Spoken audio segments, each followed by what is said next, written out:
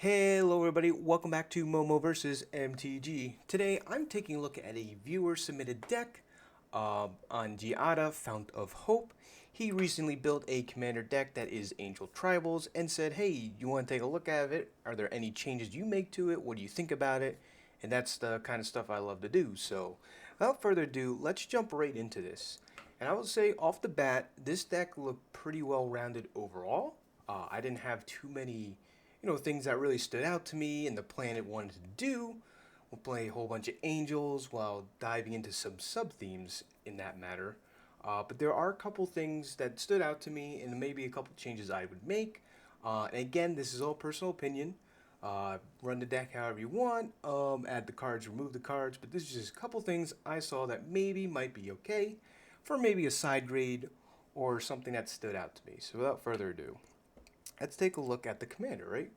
So for 2 mana, one of the most popular Angel Tribal commanders, you have Giada, Fount of Hope for 2. It is a legendary creature angel with flying and vigilance. Each other angel you control enters the battlefield with an additional +1/+1 counter on it for each angel you already control. And then it is a mana rock, mana dork for angels, right? Tap, add white, spend this mana only to cast angel spells. So, throughout the deck, this is baseline deck with no changes. This is what he submitted to me. Taking a look at it, he has, 29 creatures in the deck, and 25 of them being angels. So, again, most of these creatures are angels. There's a couple supporting creatures here, but besides that, primarily angel tribal. So, within the angel sub theme, there's a whole bunch of different categories here, but first off, let's take a look at the ramp package because we also take a look down here. The average mana curve is 3.56, so it's a bit more expensive a deck, and especially in mono white, it's a bit harder to ramp than other colors, but needless to say, recently Wizards of the Coast has been printing a lot of support for mono white in particular, so and especially with this commander, casting the more expensive angels is the ultimate, goal of the deck is not as hard to do as you would think. So, taking a look here, he has 13 pieces of ramp here, right? We have Soul Ring, Arcane Signet, Marble Diamond, Pearl Medallion, Sword of the Animus, Herald's Horn, Oakechar's Monument, Star and Helm Aspirant, Urza's Incubator, and Nyx Lotus, and a Smothering Tithe, Heralds of War, and a Throne of Eldraine, right? So he has a lot of ramp in this deck here. My only concern is a lot of this ramp is a bit more expensive. And, on that, what I'm trying to talk about here is, for example, like a Nyx Lotus. For 4 mana, also enters the battlefield tapped, so it already puts you return behind, but you can add mana equal to the devotion you have. So if you have let's say 4 permanents with, some colored mana up top, you can add 4 mana with it. So again, this is the type of card that can put you pretty far ahead, and primarily I'm looking at if you're already ahead. What's concerning to me is that some of the ramp is more expensive, and some of it is just for Angel Tribal support. If we take a look here, the Urza's Incubator, right, reduces the creature of the chosen type by 2. And of course, we're going to be naming angels, which is the main goal, but our other spells in the deck are going to be a bit more expensive to cast. Same deal with Oakechar's Monument, right? Creature spells only cost 1 less to cast, and this is just a little concern of the deck is that, if you're super focused in on only, the creature types and reducing that creature's cost of spells, casting other things throughout the deck might be a little bit tougher. So that's one area, I wanted to touch on there.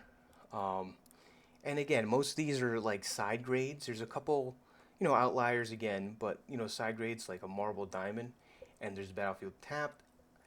Even a generic Mana Rock, even a Fellwar Stone,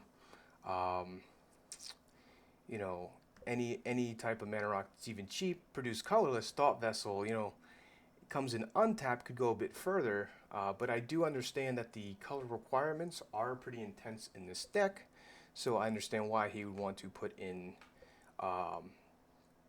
even something comes in tapped that produces white mana. Of course, we have a Pearl Medallion here, right? White spells you cast cost 1 less. So all these things, this discounts all our white spells, which is really good. Um, but again, a lot of reducing things here. Um, and some of it is only focused on the creatures, right? Herald's Horn also draws you cards potentially, so it's really nice. So that's the area there. I'll touch on my upgrades later on. I just want to go through the deck. So again, angels do a really good job of life gain, right? So I think Authority of the Councils is kind of nice. Slows down the game, but also gives you that life gain trigger, which is pretty important for a couple of these synergies he's going for, right? Since angels sometimes naturally have lifelink or benefit off lifelink, life gaining abilities, so a lot of these are pretty sweet. Um, Sarah's avatar is pretty cool because if you have a lot of life, it's going to be a really big creature. And again, too many of these I don't want to touch on too much, but a couple of these are more life gain supporting tools, which I'll take a look at over here. We have that category of life gain. So originally it was 11 pieces of life gain, and really it's 8 pieces of life gain, but then also 3 life gain enhancers, right? Because cleric class on its own does not gain you life. However, it enhances it. So if you were to gain life, you gain that much life plus 1. Same deal with Angel of Vitality, right? Doesn't initially give you life, but if you gain life, gain that much life plus 1. And these effects are pretty good since we do have incremental life gain. What I mean by that is Authority of the Council is incremental, because if someone summons, has 20 creature tokens enter the battlefield, they all come and tap, which is great, but they all give you 1 life. Separate triggers of 1 life. So again, 20 creatures now turns into, 40 creatures of life gain, as opposed to, Gisela here, where it has lifelink. If it deals combat damage, it's going to gain 4 life, but instead, it would just gain 5. So again, that's where the life gain enhancer comes into play. And again, this has lifelink. But this really mostly cares about incremental life gain triggers, so this is going to work better with, Authority of the Councils, as opposed to a lifelink hit, because it's not for, that amount of life. That's a quick side tangent here. Moving along here, the land base originally had, I think, 34 lands. I wanted to add 1 more land to that because, the primary goal still with this deck is to make a land drop every turn, since, you still have a more expensive land base. It says 31 here, but I have some of the lands that do other things in different categories. And then the protection, let's go back to the original deck list here. There's 11 sources of protection here. The only ones I want to point out here is sort of Wealth and Power. Also, protects you from instant sorceries, newer card printed, but also creates a treasure if you deal combat damage, which is also pretty good. See, for 3 mana, 5 mana total investment to equip, attack. But the doubling up on the instant and sorcery spells is the part that threw me off a little bit, because there aren't really too many instant sorceries. I mean, just in general in the deck, but ones you want to double up on. Like, you don't want to double up on a board wipe, let's say.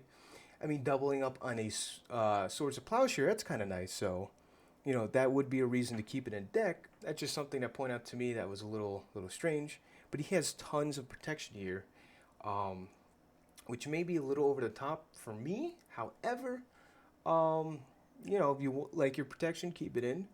But it just might be a little bit too much in this department, since angels already have, decent protection built in with some of their, angels themselves, right? That's something to take a look at. Little category here, stacks. Angels kind of do that a little bit, right? Kind of turn off graveyard decks, or, potentially infinite combos from aristocrats. Angel of Jubilation is kind of nice here. And same with Linvala here, right? can, turn off some things that opponents do. It's not over the top, but I think it's just enough. And again, with the life gain synergies, another important thing here is the token creation, because all of these have to deal with gaining life. So a lot of these he included, which I really like, are the ones that say on each end step, not just your own. Beginning of each end step, you gain 5 life, you gain 4 life, create a 4/4 angel. This one is kind of a win con in itself, because as soon as you get all the quest counters, you can repeatedly create 4/4 angels and flood the board if you have enough mana, so kind of cool. This one doesn't rely on life, but again, nice planeswalk here, and can generate angels, and also can potentially be a win con if left uncontested, uncontested with the bottom ability here. Again, each end step, gain 4 more life, create a 4/4 angel. So a nice way to flood the board, go a little bit wider if need be, and a lot of these angels can end the game in that sense. Yeah, and moving on from there, 7 pieces of card draw, and this is the area I took a look at the most, because I have experience playing against Angel Tribal decks, and the area they lack, I see more often than not, is the actual card draw. Because sometimes they flood the board early on, and maybe a board wipe happens of some sorts, they don't have their protection up, then they lose a lot of, the creatures they had, and getting back into the game could be a bit harder.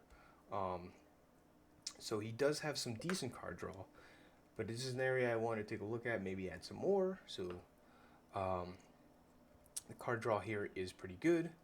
I didn't touch too much in the land base. I really like it. Again, Path of Ancestry, really nice. Nykthos, Shrine to Nyx, very powerful card. Can produce a lot of mana equal to your devotion. Cavern of Souls, of course, you're running a tribal deck. Why not throw it in there? And of course, a Mirror of the Sky Ruin, Angel theme, but again, mono white. You have a lot of planes, can usually have some decent recursion. And then his removal package is pretty good here. Like, I think 4 board wipes, which is, that's a good number. And the only one I wanted to take a look at was Ravnica of War, which I'll touch on later. But the rest I do like, how much removal he has. So overall, it's a well-rounded deck. And there's just a couple of side grades that I would have done, which we can take a look at. So I have over here some cards I would add in and some cards I remove. So let's first take a look at what I take out. Just a little side grade. Some of these not super important, but Evolving Wilds here. Not so important to go search your library for lands. Some opponents benefit off that, especially if they have, Archivist of Ogma themselves, or they have Deep Known Terramancer, or Opposition Agent, because, I should have said this at the beginning, but this deck looks like a more powerful deck. It's definitely not CDH, but it is a strong casual deck. It's the Battlecruiser style of deck, and, probably approaching like a 7 or 8 power level, at least in my opinion. Don't know for sure, but, and again, it's all subjective, but, you're going to run into some opposition agents probably if you're sitting down at a table, or even Mind Sensor, so stuff that hurts you for searching your library. So I'd say Evolving Wilds, it's just a side grade take out, maybe for just a generic land or one of these lands. And again, as the touch on that later. Brave the Elements. Again, I was saying that I feel like you have a lot of protection. Probably can take one of these out in place of something else. And Ghostly Prison as well. This was in the protection category. Ghostly Prison, I feel like is not needed as much. And the reason I say that is because, against a lot of decks, or where I would run Ghostly Prison is in a deck that you really can't cover your board state as much to defend against, a lot of tokens or big stompy creatures, that kind of deal. But Angels kind of can do that, right? Especially with Giada's, ability here.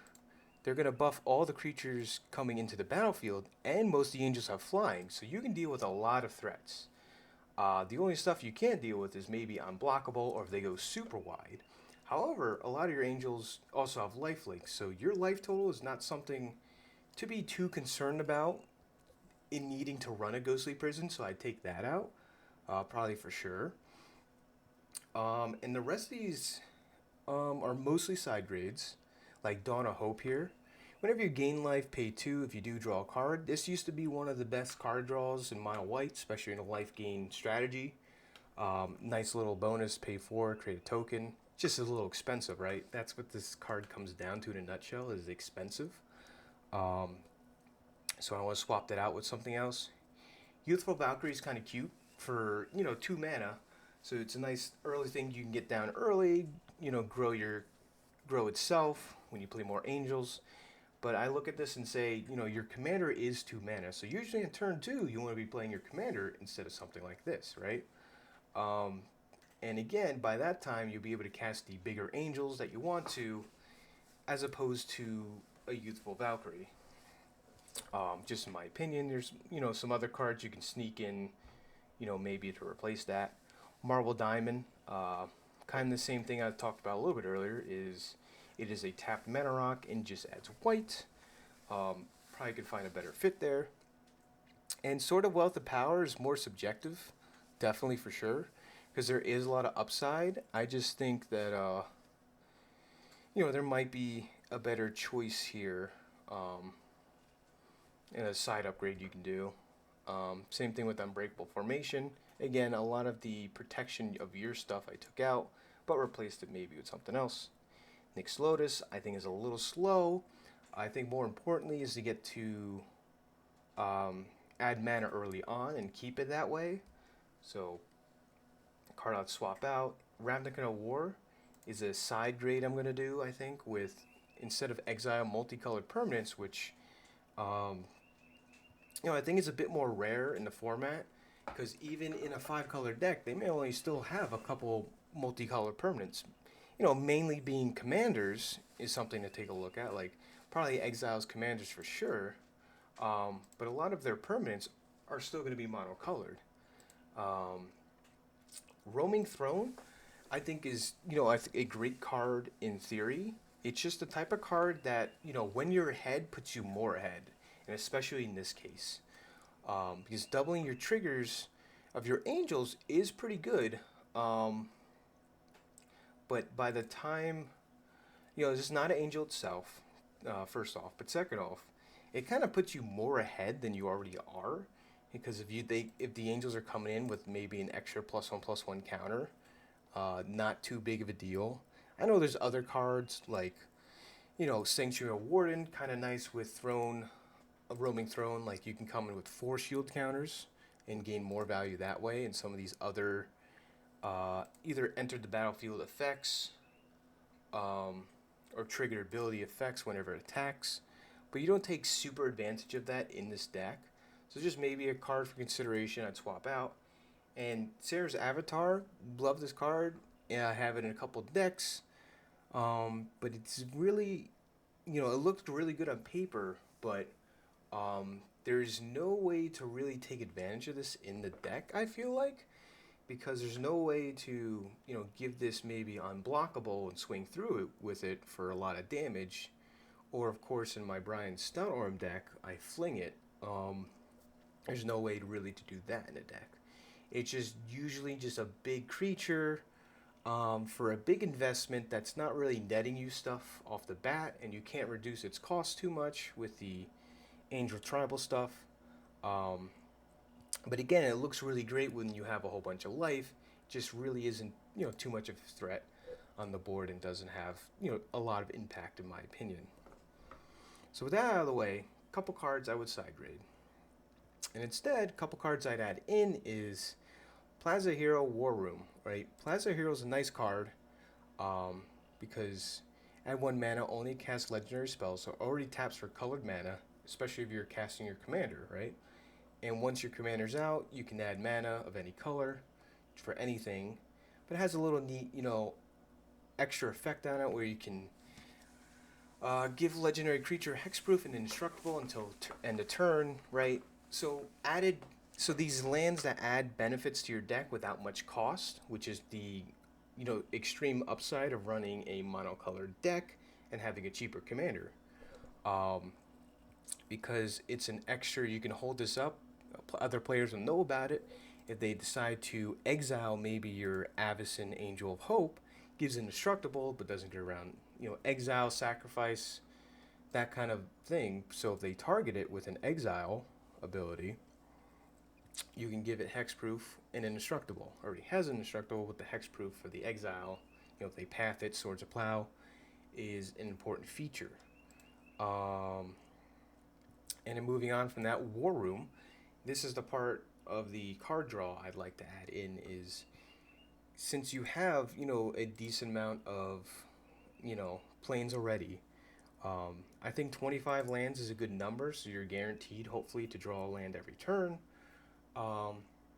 And our War Room isn't much, doesn't take too much off the mana base to draw a colorless land, since you have so many planes. But in added bonuses, you have life to pay anyways, but it's 3 mana, pay 1 life, draw a card.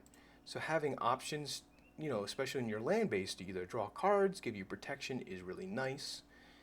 And moving on from there, another nice card, which was recently added, I want to add into more of my decks from Fallout, was the Pip-Boy 3000. A friend and I were taking a look at the set and saw this card. I was like, this is actually insane, right? So for 1 mana, you can play this turn 1, right? So a nice thing to do early on. And then equip it for 2. Nice thing about your commander, it has vigilance, and a lot of angels have vigilance, so really there's no downside to attacking, and you can usually get this off, right? So you can draw a card, discard, cool. You have options here. If you need more card selection, you can loot away a card.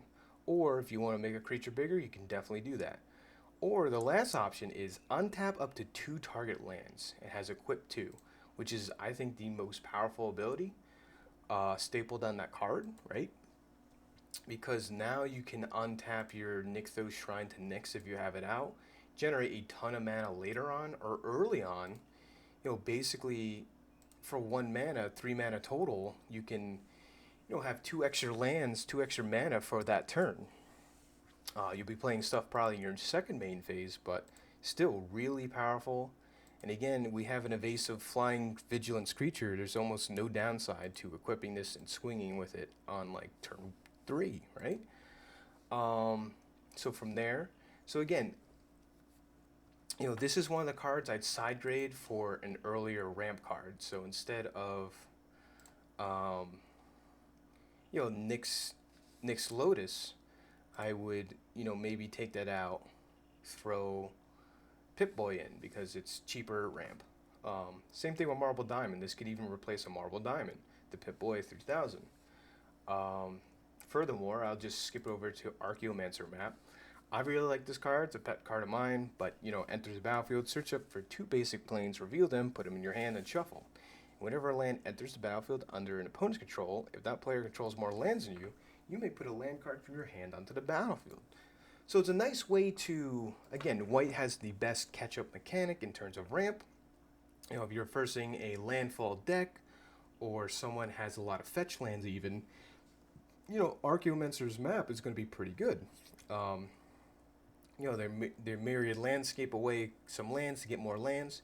You can now put lands down, basically equal to that player's lands eventually, right? So again, it's an earlier ramp card, which I do like. That's why I think, maybe the deck needs to see a little bit more of. And it's a repeatable effect. And like I said, the card draw, we have War Room, but Archivist of Ogma. This depends on your play group, but if they have a lot of search in the library, again, fetch lands, tutors, that kind of deal.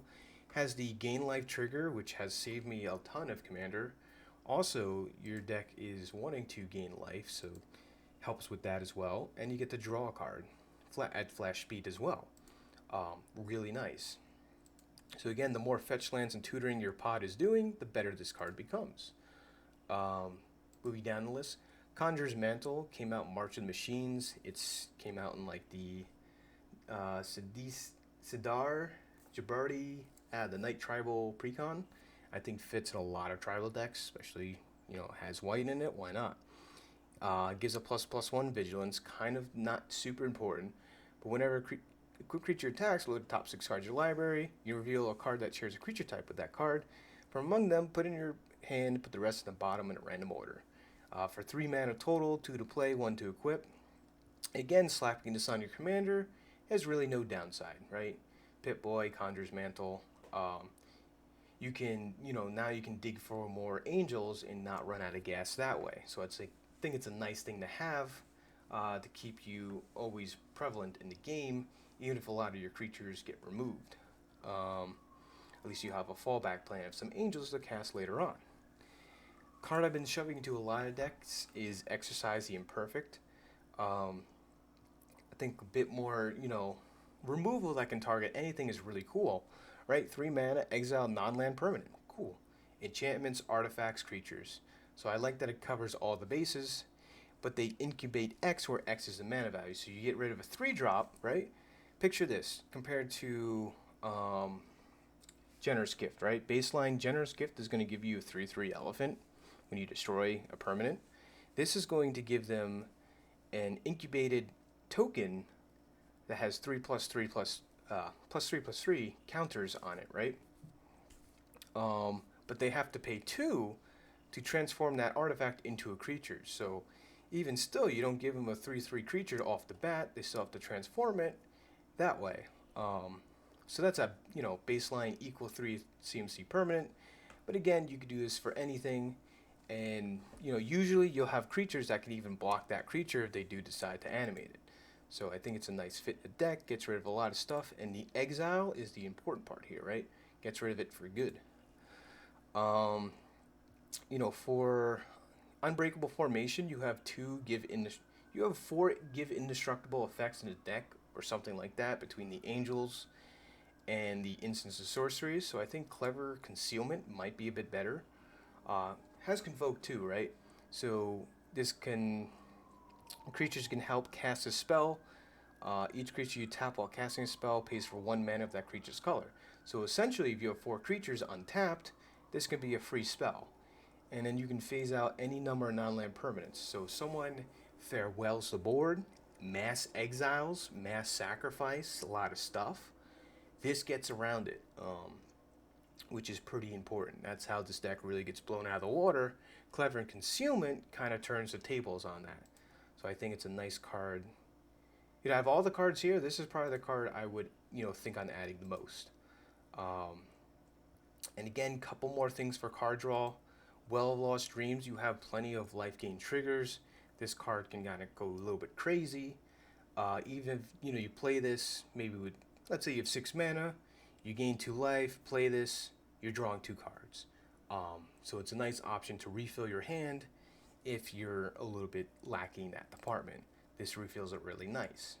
Incremental card advantage, this is, big card advantage here.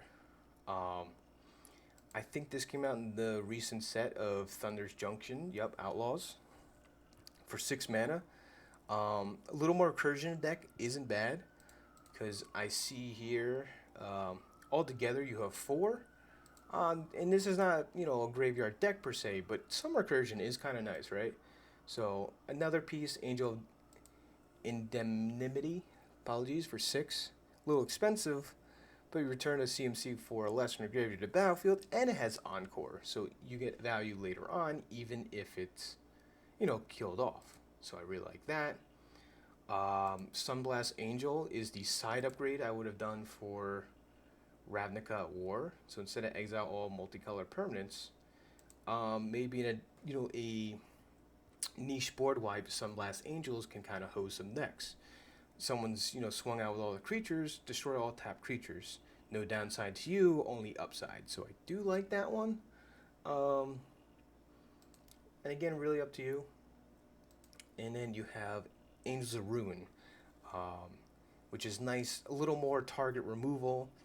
A little expensive, but compare this to what I was thinking, like Sarah's Avatar here for 7 mana versus 7 mana. It's an angel, it's in your tribe, so it's going to get the Giada benefit. An ability to cast it easier So enters the battlefield, exile up to 2 target artifact enchantments. Really important to have artifact enchantment hate, of course. But also you can plane cycle A early on if you're lacking lands. So I like the options here of these cards. So yeah, this here is just the, maybe some side upgrades I do. I have the deck here. I have the original and I have the slightly modified where I put everything in the sideboard I take out and some stuff in the maybe board I'd add in. That's pretty much it. I think the deck is, solid as is. Most of these, again, are side raids, but, yeah, I think it's a really cool deck. So, if you learned something from this, I'm glad. If you stuck around this long, especially, thanks for hanging out. But this has been Momo versus MTG. And until the next one, I'll see you later. Take care.